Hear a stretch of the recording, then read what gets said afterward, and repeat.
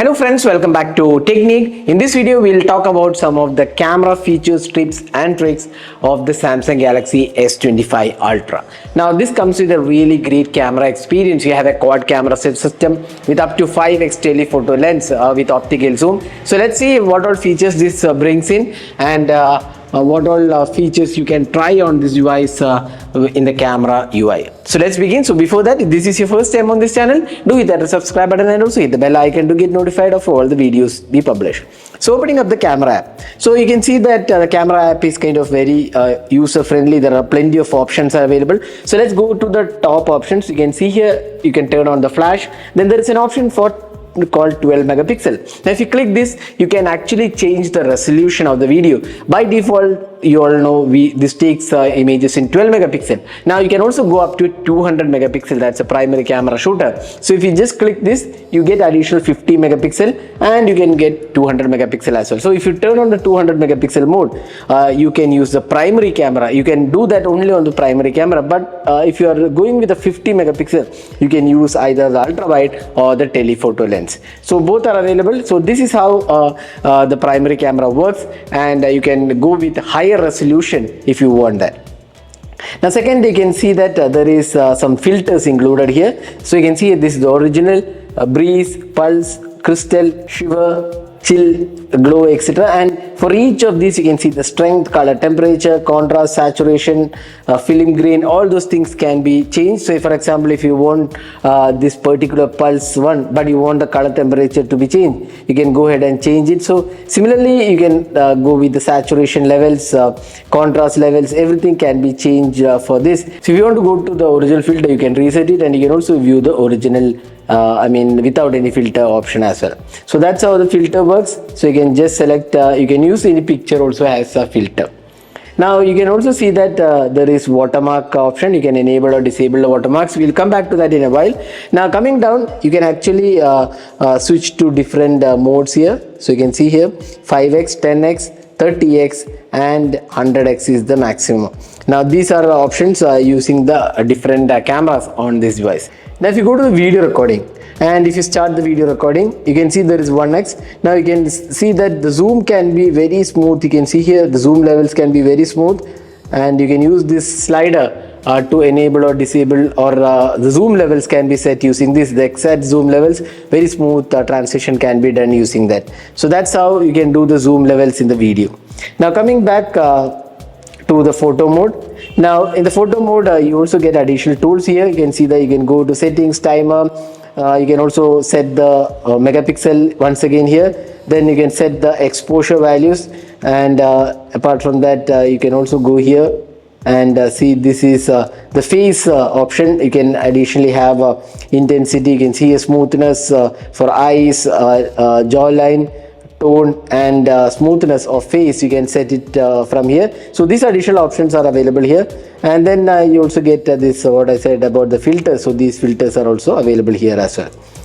Then if you go to the picture capture mode, just one capture, you'll capture one. If you press and hold bottom or rather top, you can see that now video recording is enabled. So if you want to enable video recording directly from the photo mode, just press and hold upwards. I'll just show you once again. Just press and go upwards. You can see that video recording has been started. Now another option in the video photo mode is that if you press this button, and if you can see here, you can take burst photos.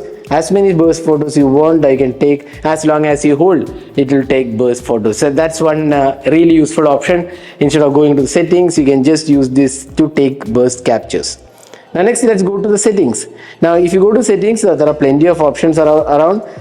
You can see here optimization level, how it want to optimize. There is also scene optimizer. Then one important thing to enable is that video stabilization should be enabled. This will give you really good video experience. Then in the advanced video option, I would suggest high efficiency, and you can also change the video bitrate. Higher bitrate videos can be taken. Obviously this will take up more storage, but then high bitrate videos will give you great quality. Then you can turn on the HDR. If you want a log format, that will give you option to edit it later. You can play around with the log format. You can change the contrast, the saturation, everything you can change change, but by default it will come only on the pro mode. But if you're going with the video and pro mode options, you can go with the log option in the video recording as well. So you can see here, this is the log. You can see now the log has been activated, and you can see that now I disabled. So otherwise it will come only in the pro mode, but once you have enabled, you can play around with the option directly from the video mode as well. So video and pro video both will get log mode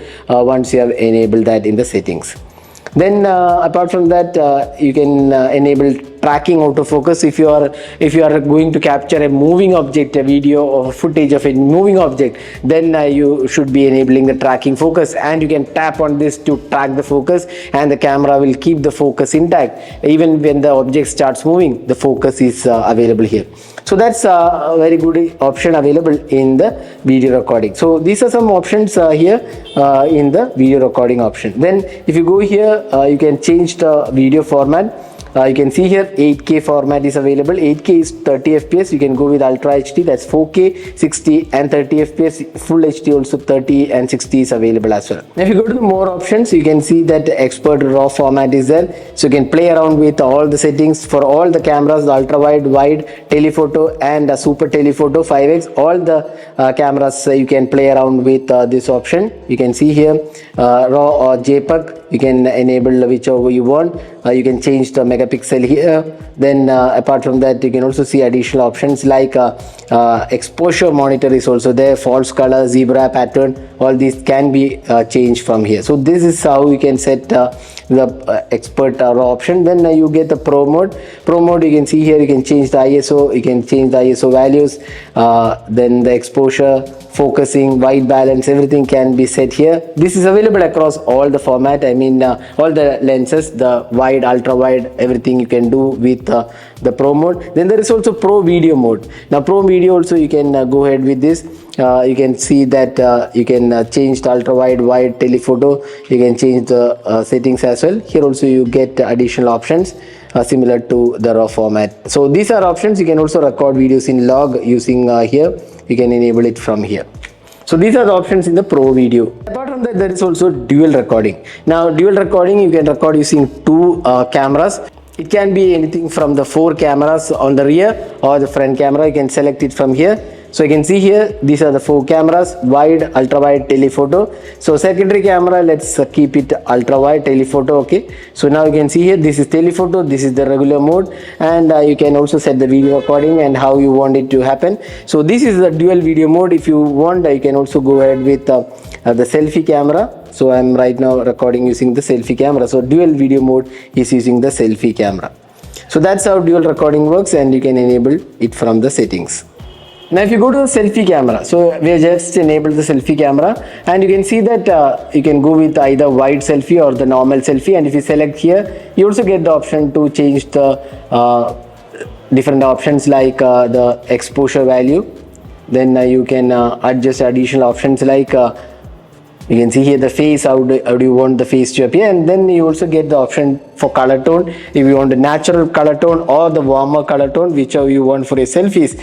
I would suggest natural color tone but then you can also go ahead with the warmer tone if you don't want the natural option. So these are the options available. Then video recording also, you do get these options available to customize how the video records using the selfie camera.